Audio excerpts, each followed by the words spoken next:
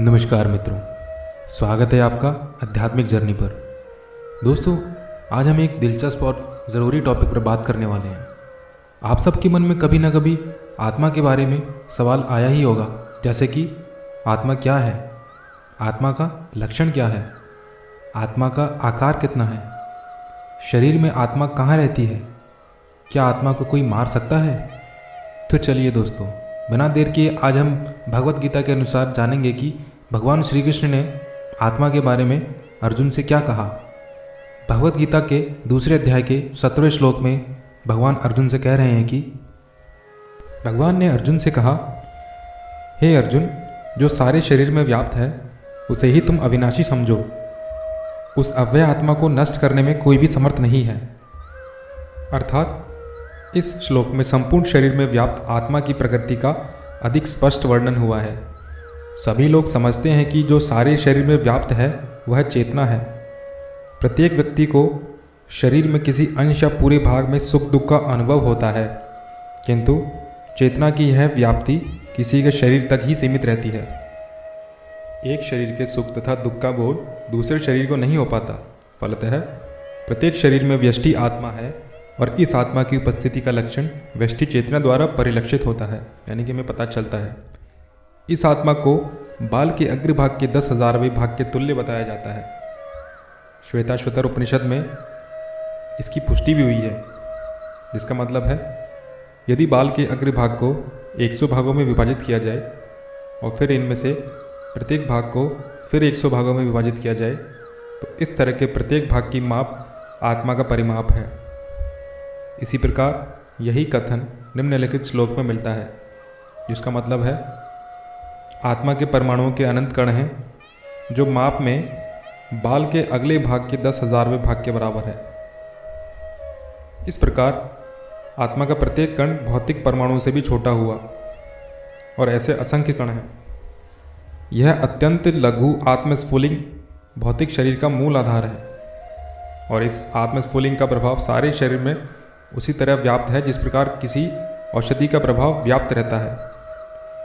आत्मा की यह धारा एक विद्युत धारा के समान है, जो सारे शरीर में चेतना के रूप में अनुभव की जाती है, और यही आत्मा के अस्तित्व का प्रमाण है। सामान्य से सामान्य व्यक्ति भी समझ सकता है कि यह भौतिक शरीर चेतना रहित होने पर मृतक हो जाता है, और शरीर में इस चेतना को किसी भी भौतिक उपचार से वापस नहीं लाया जा सकता। अतः यह चेतना भौतिक संयोग के फलस्वरूप नहीं है, अपितु आत्मा के कारण है।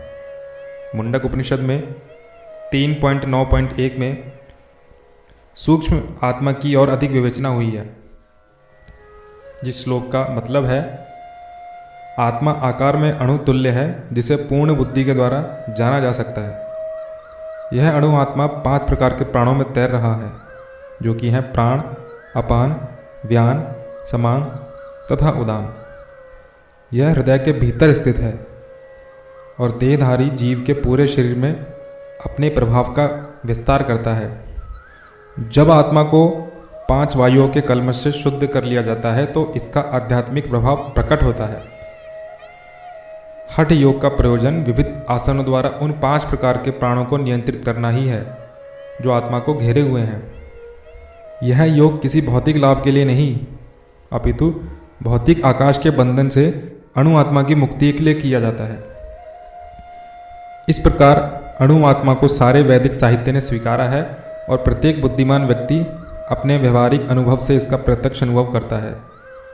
केवल मूर्ख व्यक्ति ही इस अणु आत्मा को सर्वव्यापी विष्णु तत्व के रूप में सोच सकता है। अणु आत्मा का प्रभाव पूरे शरीर में व्याप्त हो सकता है। मुंडक उपनिषद के अनुसार यह अणु आत्मा प्रत्येक जीव के हृदय में स्थित है, और चूंकि भौतिक विज्ञानी इस अणु आत्मा को माप सकने में असमर्थ हैं, अतः उनमें से कुछ यह अनुभव करते हैं कि आत्मा है ही नहीं।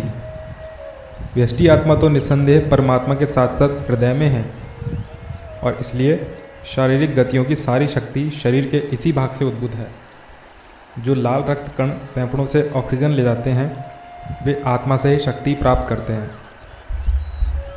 अतः जब आत्मा इस स्थान से निकल जाता है, तो रक्तोत्पादक संलयन, जिसे हम फ्यूजन कहते हैं, बंद हो जाता है।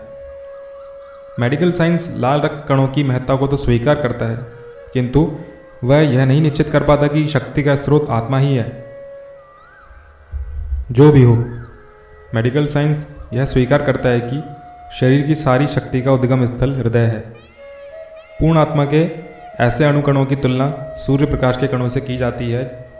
इस सूर्य प्रकाश में असंख्य तेजोमय अणु होते हैं। इसी प्रकार परमेश्वर के अंश उनकी किरणों के परमाणु स्फुलिंग हैं और प्रभा यानी कि पराशक्ति कहलाते हैं। अतः चाहे कोई वैदिक ज्ञान का अनुगामी हो या आधुनिक विज्ञान का, वह शरीर में आत्मा के अस्तित्व को नकार नहीं सकता। भगवान ने स्वयं भगवत गीता के इस अध्याय में आत्मा के इस विज्ञान का विशद वर्णन किया है। 18वें श्लोक में भगवान ने कहा, अविनाशी अप्रमेय तथा शाश्वत जीव के भौतिक शरीर का अंत अवश्यंभावी है। अतः हे भरतवंशी, युद्ध करो। भौतिक शरीर स्वभाव से नाशवान है। यह तत्क्षण नष्ट हो सकता है और 100 वर्ष बाद भी यही होना है। यह केवल समय की बात है। इसे अनंत काल तक बनाए रखने की कोई संभावना नहीं है। किंतु आत्मा इतना सूक्ष्म है कि इसे शत्रु देख भी नहीं सकता, मारना तो दूर रहा। जैसा कि पिछले श्लोक में बताया गया कि यह इतना सूक्ष्म है कि कोई इसके मापने की बात सोच भी नहीं सकता। अतः दोनों ही दृष्टि से शोक का कोई कारण नहीं है, क्योंकि जीव जिस रूप में है न तो उसे मारा जा सकता है, न ही शरीर को कुछ समय तक या स्थायी रूप से बचाया जा सकता है। पूर्ण आत्मा के सूक्ष्म कण अपने कर्म के अनुसार ही यह शरीर धारण करते हैं। अतः धार्मिक नियमों का पालन करना चाहिए। वेदांत सूत्र में जीव को प्रकाश बताया गया है, क्योंकि वह परम प्रकाश का अंश है। जिस प्रकार सूर्य का प्रकाश सारे ब्रह्मांड का पोषण करता है, उसी प्रकार आत्मा के प्रकाश से इस भौतिक देह का पोषण होता है। जैसे ही आत्मा इस भौतिक शरीर से बाहर निकल जाता है, शरीर सड़ने लगता है। अतः आत्मा ही शरीर का पोषक है।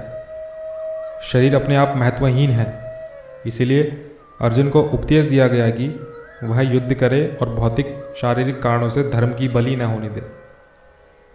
दूसरे अध्याय के 19वें श्लोक में भगवान कह रहे हैं, जो इस जीवात्मा को मारने वाला समझता है तथा जो इसे मरा हुआ समझता है, वे दोनों ही अज्ञानी हैं, क्योंकि आत्मा न तो मरता है न ही मारता है और न ही उसे मारा जा सकता है।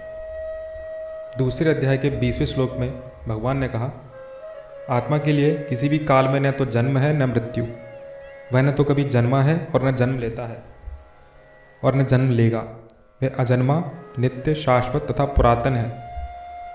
शरीर के मारे जाने पर वह नहीं मारा जाता। मतलब कि गुणात्मक दृष्टि से परमात्मा का अणु अंश परम से अभिन्न है। वह शरीर की भांति विकारी नहीं है। कभी कभी आत्मा को स्थायी या कुटस्थ कहा जाता है। शरीर में 6 प्रकार के रूपांतरण होते हैं। वह माता के गर्भ से जन्म लेता है, कुछ काल तक के लिए रहता है, बढ़ता है, कुछ परिणाम उत्पन्न करता है, धीरे धीरे क्षीण होता है और अंत में समाप्त हो जाता है। किंतु आत्मा में ऐसे परिवर्तन नहीं होते। आत्मा अजन्मा है, किंतु चूंकि वह भौतिक शरीर धारण करता है, अतः शरीर जन्म लेता है।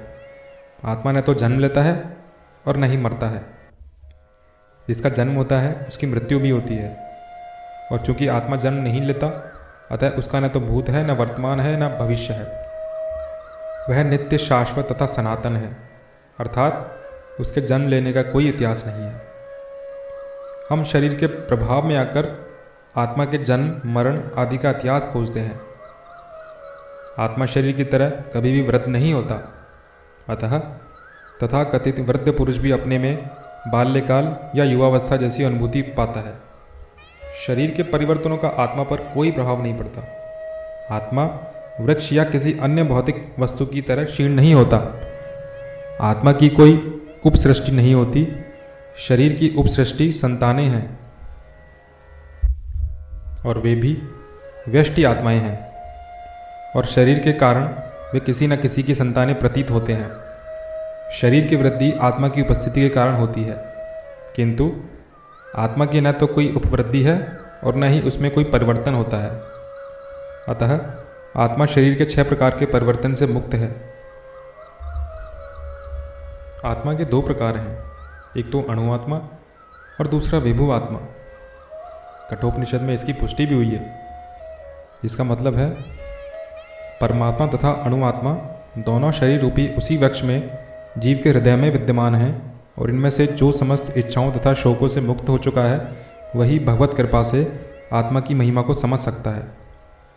कृष्ण परमात्मा के भी उद्गम हैं, जैसा कि अगले अध्याय में बताया जाएगा, और अर्जुन अणुआत्मा के समान है जो अपने वास्तविक स्वरूप को भूल गया है। अतः उसे कृष्ण द्वारा या उनके प्रामाणिक प्रतिनिधि गुरु द्वारा प्रबुद्ध किए जाने की आवश्यकता है। आगे के श्लोकों में भगवान कह रहे हैं, जिस प्रकार मनुष्य पुराने वस्त्रों को त्याग कर नए वस्त्र धारण करता है, उसी प्रकार आत्मा पुराने तथा व्यर्थ के शरीर को त्याग कर नवीन भौतिक शरीर धारण करता है। दोस्तों, इसी के साथ एक फेमस श्लोक भी है, नैनम छिद्यन्ति शस्त्राणि नैनम दहति पावकः न चैनम क्लेदन्त्यापो न शोषति मारुतः। ये भगवत गीता का दूसरे अध्याय का 23वां श्लोक है। इसका मतलब है, भगवान कह रहे हैं इसमें, यह आत्मा न तो कभी किसी शस्त्र द्वारा खंड खंड किया जा सकता है, न अग्नि द्वारा जलाया जा सकता है, न जल द्वारा भिगोया जा सकता है और न ही वायु द्वारा सुखाया जा सकता है। तो दोस्तों इसी के साथ साथ हमने जाना कि आत्मा क्या है, क्या आत्मा को मारा जा सकता है, आत्मा का आकार कितना है और भी बहुत कुछ। तो चलिए दोस्तों, इस वीडियो को यहीं पर विराम, मिलते हैं अगले वीडियो में। दोस्तों, अगर वीडियो पसंद आए तो इस वीडियो को लाइक करें, दोस्तों के साथ शेयर करें और हमारे चैनल को सब्सक्राइब करें। तब तक के लिए नमस्कार, राधे।